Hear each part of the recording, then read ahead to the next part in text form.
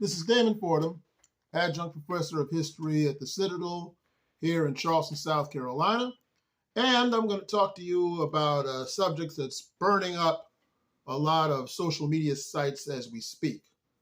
And that is this cartoon remake of the classic African-American 1970s comedy Good Times. Well, as many of you know, the original show was a comedy drama dealing with the trials and tribulations of a black family in the Cabrini Green ghetto of Chicago, Illinois.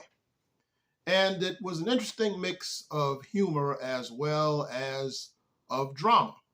But it showed the dignity and the laughter as well as love of a family growing up with pretty rough situations, with a very strong father played by John Amos, strong mother played by Esther Roll, a typical teenage daughter, but very ambitious and positive, played by Bernadette Stanis, the family jokester played by Jimmy Walker, and the resident bookworm played by Ralph Carter, among other things. So anyway, this reboot came out very recently. They had the preview of it, and it's filled with really tasteless humor regarding drive-by shootings, drug abuse, prostitution, and so forth, without displaying anything about the dignity or the humor of the family. And so a lot of people are calling for boycotts and such. Well, a lot of people are saying that, but I'm going to take a different track on this conversation tonight. And this time, I'm going to light a candle instead of cursing the darkness.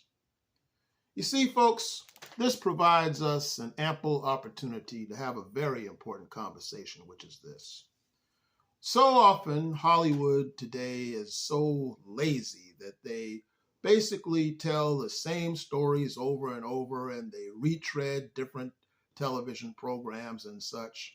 But yet, while remaking everything and not having a whole lot of originality, there are so many other stories out there that can be very entertaining that are just waiting to be told. You know, back over 120 or so years ago, back in the 1890s, you had Charles W. Chestnut, a writer around North Carolina, who wrote about how during slavery you had these conjure people who used magic in order to deal with the situations they dealt with in slavery. He wrote a book called The Conjure Woman dealing with that you can still find today. It's a pretty interesting book showing the perseverance in spite of these things, but yet it was fairly humorous.